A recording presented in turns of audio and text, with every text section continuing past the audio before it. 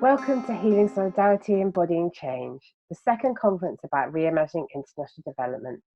In this conversation, Ponce Mafete talks with Edgar Villanueva about his book, Decolonizing Wealth, a book that asks us to trace back the roots of wealth and come to terms with the origins of the inequity that has led to resourcing being centered in countries that benefited from colonization and slavery.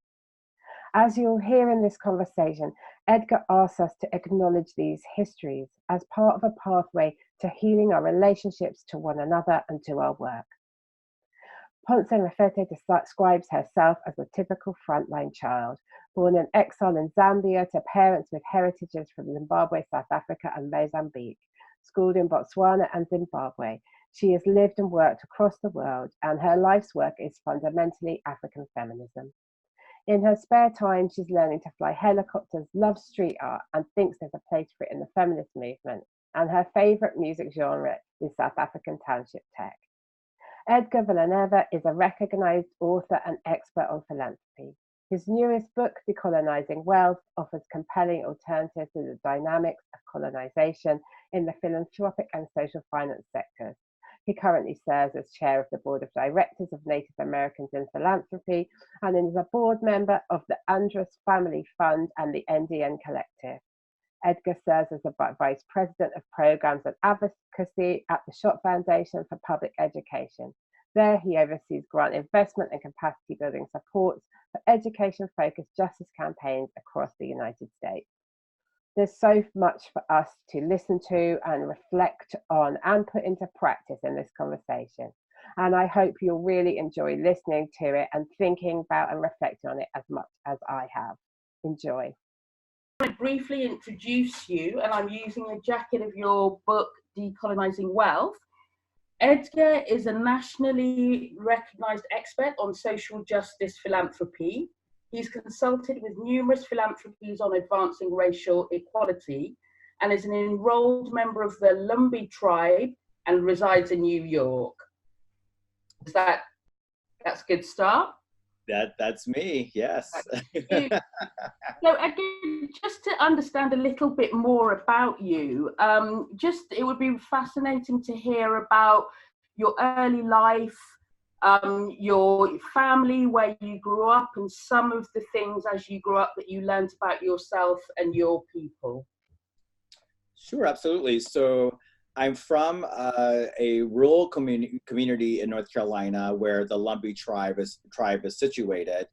And at a young age, my mother, who was a teen mom, gathered me up and we moved to the big city of Raleigh, North Carolina. And, my mom was very young and worked hard, multiple jobs. And I was sort of taught at a young age that my job was to do well in school and to be, a well-behaved child. And my mother did a lot of work around caring for elderly folks. She was a domestic worker. So she cleaned homes and she took care of frail elderly. And many times when possible, I would go to work with her. And so I would see these wealthier folks in our community that were being taken care of by my mother. And I had some temporary proximity to wealth from time to time through those encounters.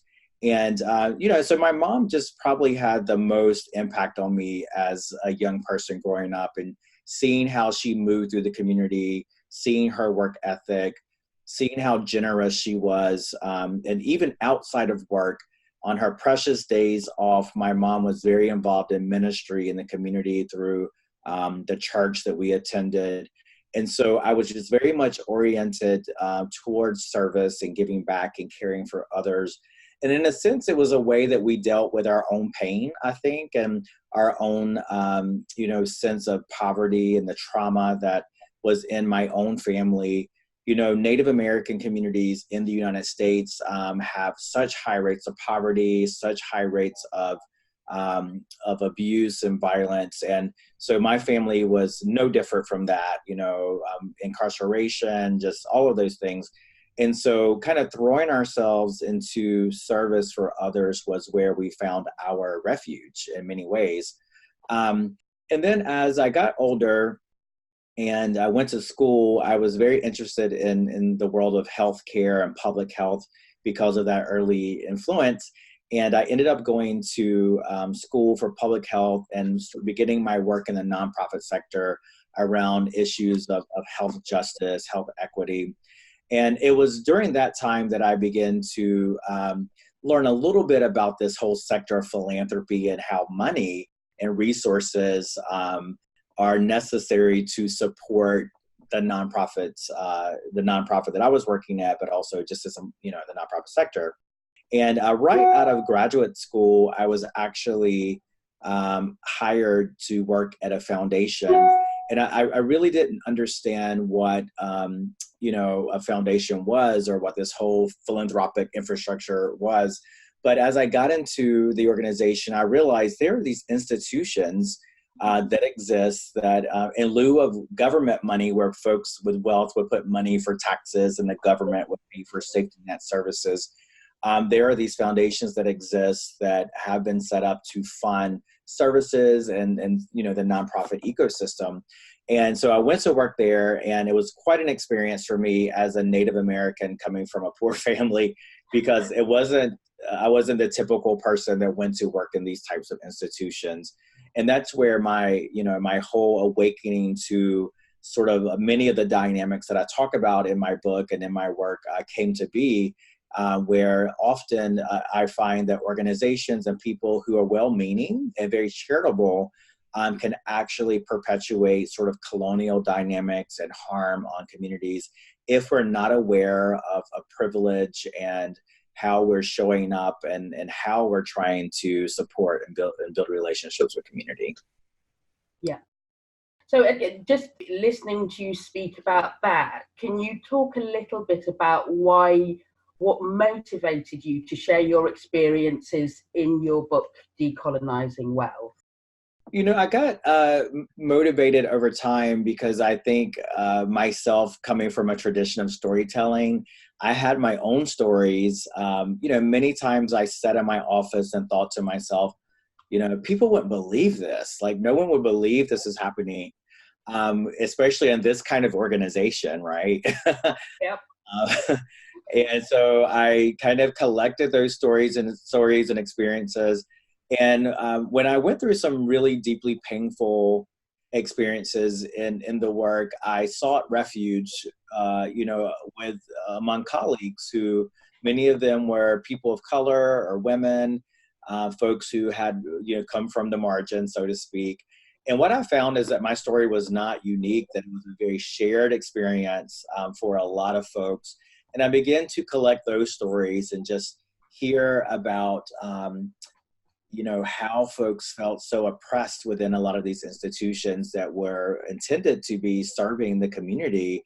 And many of these organizations had a very explicit mission around justice and equity and diversity, right?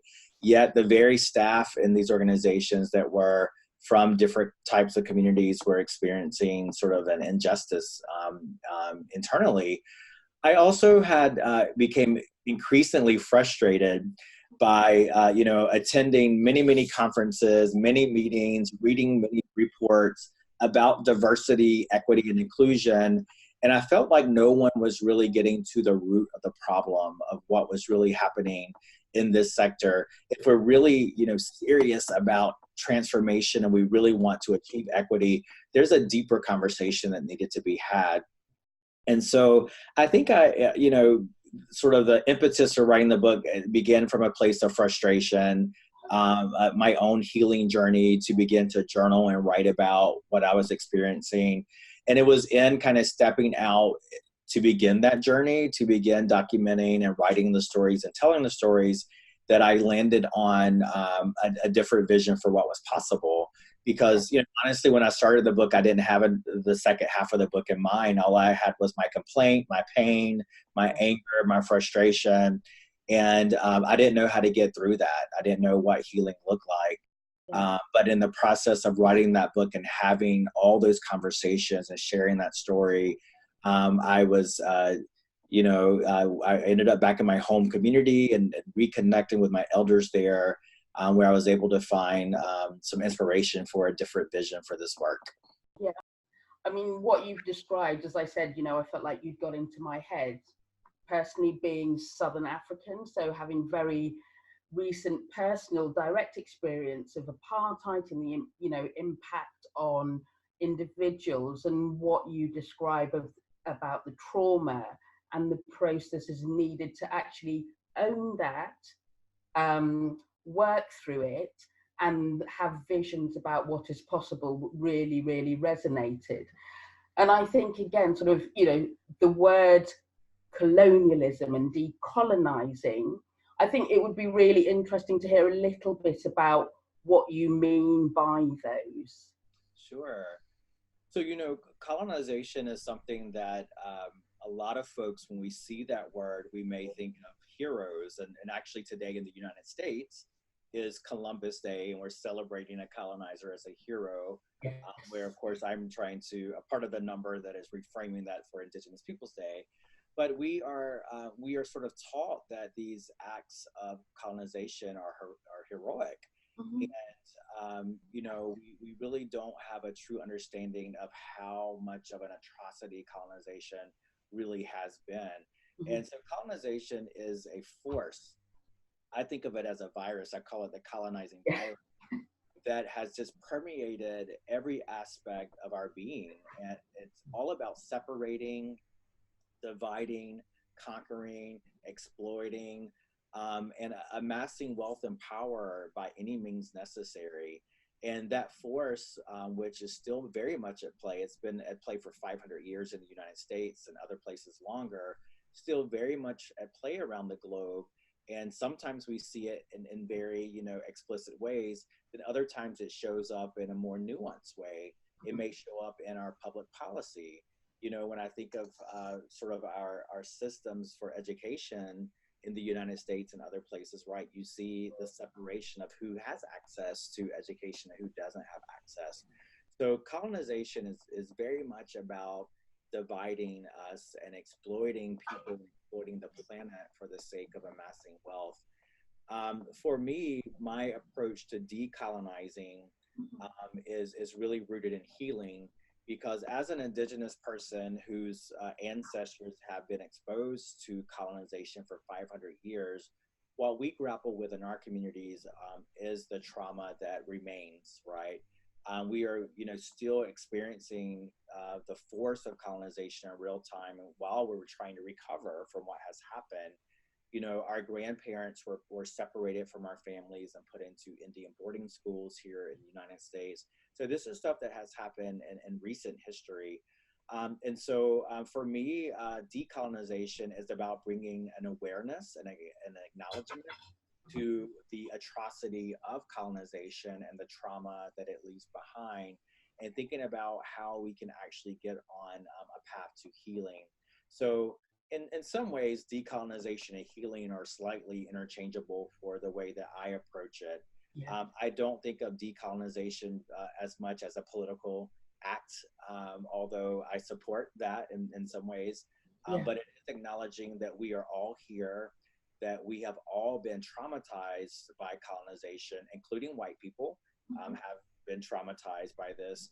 And how can we acknowledge that collective trauma and begin a path of healing together?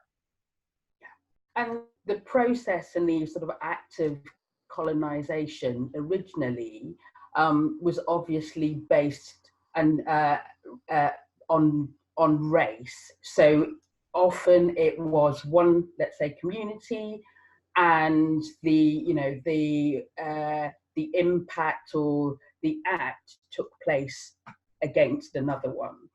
And this whole role of different communities in colonialization across the world, I think when we talk about modern day colonialism, inevitably the phrase white supremacy comes up a lot. And I understand that in some contexts, there is a level of discomfort about the phrase white supremacy, but it's one that I've seen used and is, part of the discourse in many ways. So perhaps, you could share your almost definition of white supremacy and how it plays out in the field of philanthropy. Yeah, absolutely.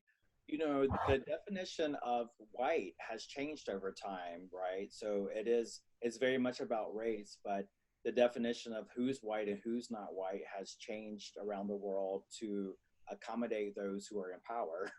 And, you know, I think and believe that race was created as a way to separate and divide and to be used as a tool to carry out these acts of colonization.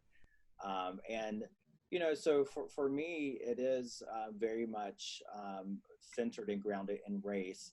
I use the word white supremacy versus like racism because we're actually naming the thing that you know, colonization and sort of racism has been built around this idea of white supremacy. And the way that I help many of my white brothers and sisters gain some comfort around that, when I say white supremacy, I am not necessarily attacking white people.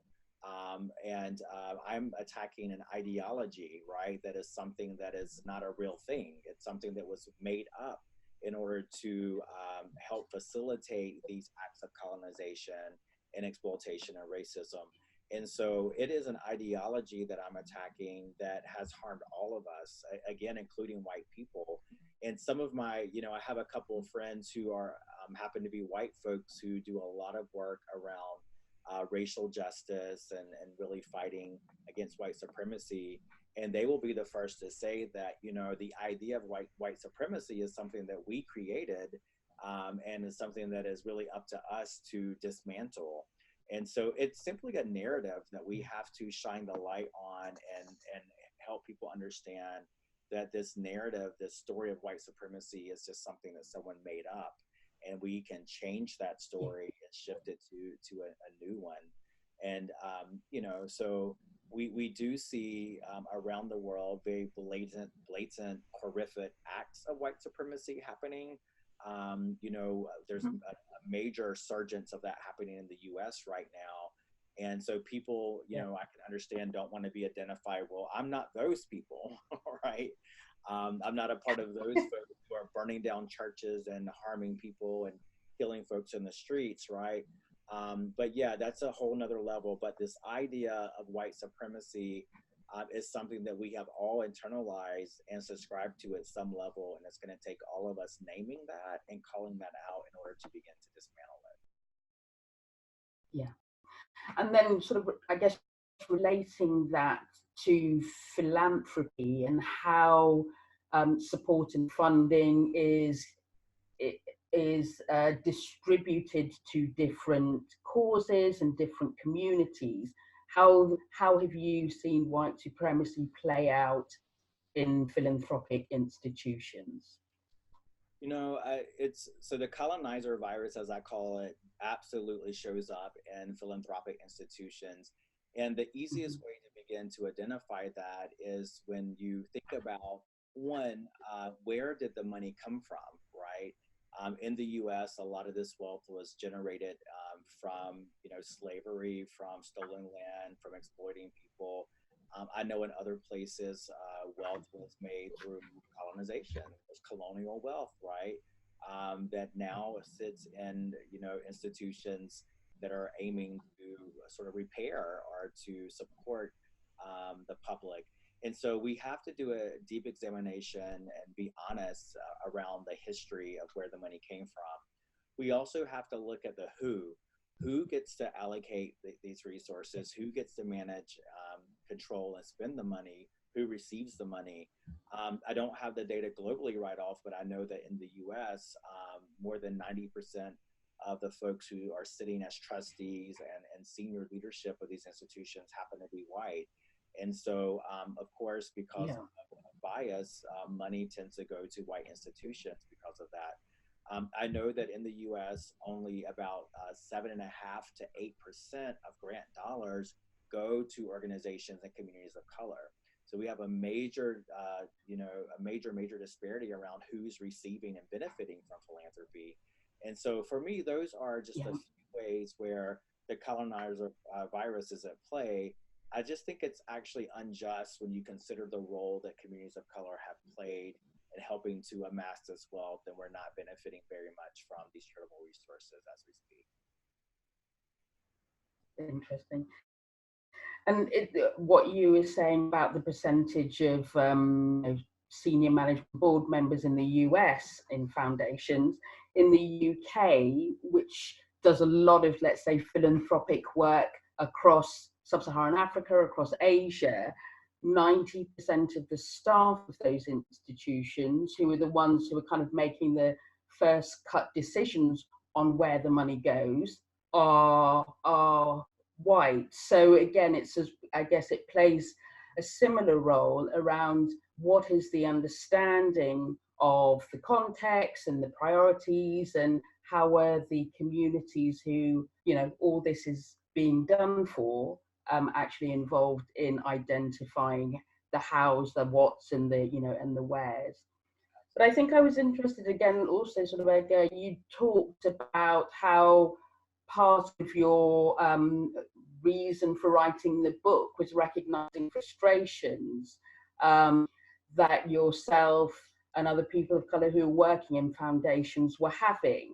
And, sort of, if you think about, your own experience, what were some of those frustrations, and how did you identify how best to, first of all, identify them, then understand them, then share them, and work with the organizations to identify ways of making everything work better for everybody?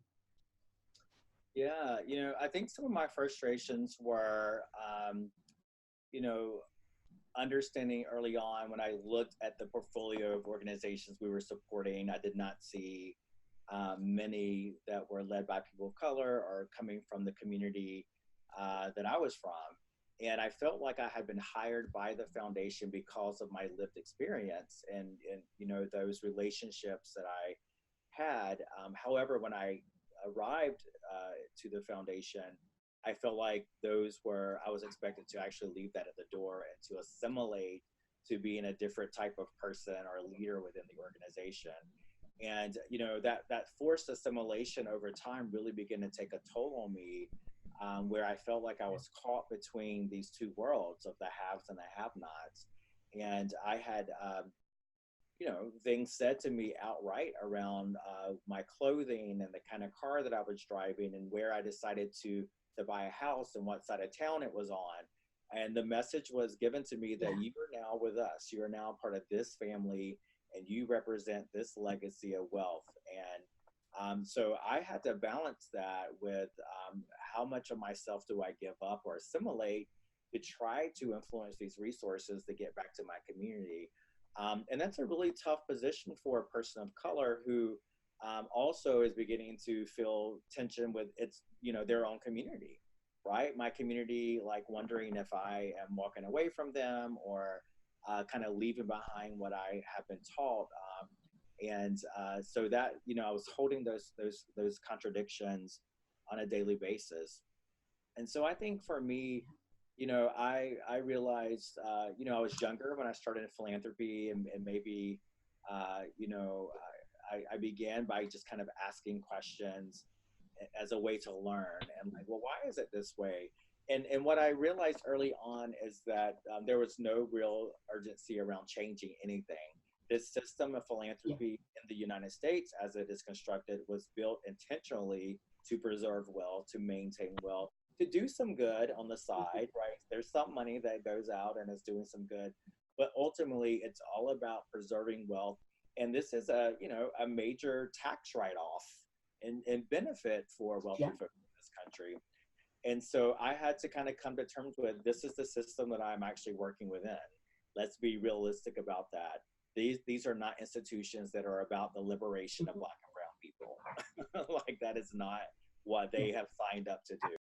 And so my way of dealing with that is, one, deciding to take care of myself and stay sort of grounded in my values and who I am and what I would not give up. And that cost me, twice I had to actually leave my job. I had to be willing to just leave because I wasn't willing to go but so far. And I think that's a hard choice for people of color and people who don't come from wealth. When we're in these institutions and we feel that forced assimilation, you know, we have bills and, you know, the paycheck might be good, but we have to come to terms with like what are our values and what do we have to stay true to in order to do this work, and what is our healing practice as individuals to be able to show up in those spaces that are not designed for us to succeed.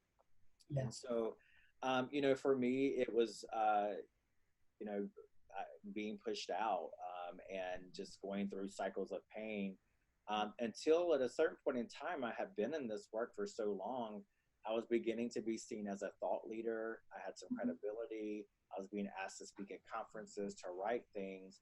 And I realized the power of my story, the power of the spoken word and the written word to share what had happened to me. And I was very fortunate that I landed at an institution, my third foundation job, that was just very supportive of me doing that work. And getting that my story onto paper and becoming public and coming out with it in a way that was a bit provocative has served me well. I didn't know if it was going to work. I was afraid, to be honest, right? When I put the book out, I did that with the full acknowledgement that I may never work in this sector again. Yeah. Because it was just taboo to do that in that way. But I'm really excited about the response and what it says to me about the philanthropic sector and about our communities at large is that we are really in a place where I think lots of folks want healing. Lots of folks want truth and honesty and reconciliation. Many of us have been in institutions, whether in philanthropy or otherwise, where we have felt these types of oppression. And I think that most folks come to work every day and they're good people. I don't think they're racist outright.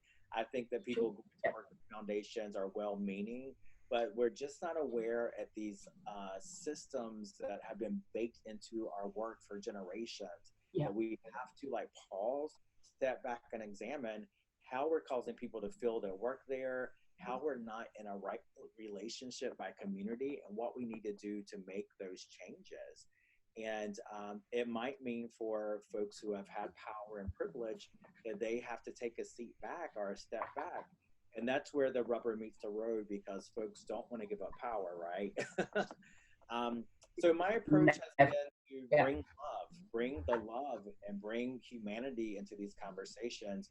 When we can speak the truth in love, I found that many people are able to actually listen and receive it and make some changes. Yeah. I mean, I'm interested, Edgar, because you, in your, I'm really fascinated about how you've used your own sort of cultural heritage and used the traditional processes from your heritage to inform some of your approaches.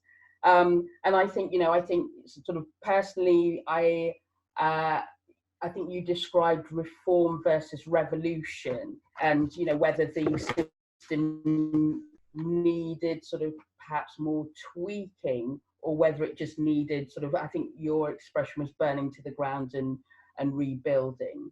And I think it's thinking about the context, say in the UK, where there's probably a sort of a bit of a disconnect between the folks who are working in the philanthropic sector, making those decisions about where the money goes and who gets it, almost you know, without going through the process that you describe as grieving and apologizing, listening and relating.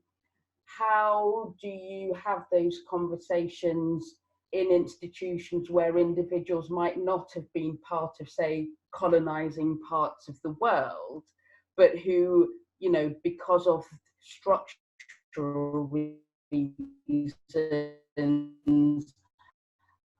benefit from, you know, others don't benefit? So it's almost, how do you bring up and embark on that process or that journey from grief to healing, where institutions maybe are newer and don't have the experience of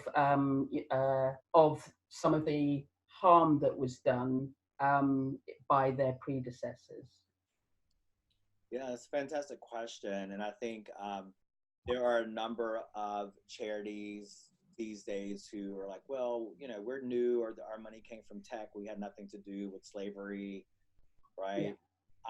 And my thinking around that is sort of related to a modern day conversation that we're having about reparations in the U.S. There are those who are against paying reparations because the same mindset, you know, I wasn't born then, I didn't make those decisions, we're all here now, we're okay, or whatever, right? I think that collectively as communities, we have to take ownership for what has happened in our communities historically and what's happening currently. I think corporations, governments, we have to all see ourselves in that, and understand that our healing is also a collective healing journey, right? There's work that we definitely do as individuals, but this is a way of understanding that there's collective suffering and there's collective healing. And regardless of who we are, where we come from, all of us have a money story. There is a story about wealth in our family, whether you had money or you didn't have money, that we can all reflect on and begin asking questions. And whether, you know, maybe you come from a very progressive family that has money, that has, you know, worked hard and been, you know, to your knowledge, you know, not exploiting people or whatever. But if you begin to peel that back and examine that, you're going to see that there have been a series of decisions made in your family where you have benefited from public policy that favored white people over others. Maybe you were able to get into that school, or maybe your family qualified for a certain package from the government. And so a lot of the work that I do, it still goes back to history, because even if people don't see a connection to colonization or genocide or slavery, it's like, well, let's talk about your grandparents. Did your grandparents benefit from the GI Bill in the United States? The GI Bill created the middle class in the United States. Yeah. Well, that bill only, there were certain groups of people who were excluded from benefiting from that bill. Everyone did not get put into the middle class, right? And so it's really helping people understand that history does matter. There is historical, there's been a historical, you know, there's historical policies and systems that have been built to privilege white people. And that's in the US and that's around the world. And, you know, so those are things that we have to account for. And when we're thinking about, especially charities, especially not-for-profit or NGOs, when we're thinking about moving into communities to want to help, we have to understand the historical context. If you care about education, there's a reason that white people have better education than other people. You care about homelessness, there's a reason there's more homeless people who are people of color, right? And so you have to bring history to the table every time around the problems you're trying to solve and put that in context, but also about your own privilege and your own wealth, and understanding that there's a history that disenfranchised those, and there's a history that may have benefited you. And so I ask folks to go on their own journey around understanding how wealth and colonization and history has benefited their family and their institution. Because if you start asking the questions, you will find something there. And I think you described it as the, you know, sort of what is really important in understanding the role of history is that now it's important also to acknowledge that, and without that acknowledgement, it's difficult to make any positive progress and move forward. And this again relates, I guess, to your, you know, this, what I think, the example of the Circle of Philanthropy, which I think was a Canadian initiative, and the Declaration of Action. And I think one of your suggestions was perhaps, you know, more foundations could sign up to something like that. Could you speak a little bit about, you know, your thinking on that? Absolutely. So, you know, I love the fact that many countries have had processes of truth and reconciliation. I know it's not perfect by any means, but the public action of hearing out the stories and the grievances of people who are impacted is so important in order for a country to begin a process of coming together and healing. And I love in Canada, you know, they had a decade of truth and reconciliation. The philanthropic community there, you know, has taken the recommendations from reconciliation and work those recommendations into their philanthropic and giving strategies. They don't have to, you know, if you want to use money to help heal, here's where the community says they need the money, fund that accordingly, right? So that's like a easy given. And so I do think in places like the US, where we have not had a public apology, we have not had a process of truth and reconciliation, there's potentially a role for philanthropy to fund a process that will help us do that. It's quite easy for some people to write a check, right? Like it might, for a foundation to say, okay, well, we're gonna write a check, but we don't wanna do this other messy work, right? We don't wanna do the healing work. And even right now in the US, there are conversations about reparations that are very exciting. And I support reparations, but I also think that reparations without a true healing process is not going to be super impactful. We cannot throw money at this wound. Money is helpful, it's so important, and it's a part of it. But I think we have to have processes to really listen to community, understand the pain that has happened there, and to apologize for that. And I know for me, actually receiving a very sincere apology and acknowledgement for what has happened would actually suffice. Like I don't need you to also write me a check. So that's an opportunity for philanthropy to fund a process. And I am interested in launching here in the US, similar to Canada, a declaration that foundations can sign on to and say, we have done our work. We understand our history. We know how we have hurt Indigenous folks, Black folks, other people of color, and we are going to take that learning and remember it. And as we start making our grants and creating our philanthropic strategies, we're going to incorporate that knowledge and that remembrance into our work. And so you're not out in community just doing things without any connection to history or any knowledge to what has transpired. Yeah, and I just was sort of reminded of something from a book by a woman called Renee Edo-Lodge, who wrote the book Why I'm No Longer Talking to White People About Race. And she says you can't skip to the resolution without having the difficult, messy conversations. Without them, you can't move forward. And I think that whole, what you were saying about acknowledgement being so important, you know, is really speaks to me as well. And, you know, a lot of what you describe is the trauma and the hurt. And you also describe money as medicine. So as an idea, you know, just sort of hearing a bit about how you see the parallels between money and medicine, but also where you see the differences between the two. Certainly. So yeah, I often say that money needs to be medicine, or it can be medicine. And I say that in the context, you know, we know that colonization and slavery and the economic systems that have been built in many places are based on a system of extraction and based off the exploitation of Black and brown bodies. And so money as a result is something that often is connected to trauma. You know, people think that money is evil and dirty, and we have kind of negative connotations about it. But I say that, you know, could we think about using money differently if money is actually neutral and it's not the money's fault, it's actually people that have used money wrongfully. People have, you know, allowed fear and greed and envy and all of these things to consume them to justify this exploitation. But it's not about the actual proxy of money, that it really just is a symbol. Can we actually begin to use that very thing to repair if we are moving money and resources back into communities from where they were all stolen from? And so I bring in this indigenous idea of money, of medicine. And the indigenous idea of medicine is like anything that restores balance.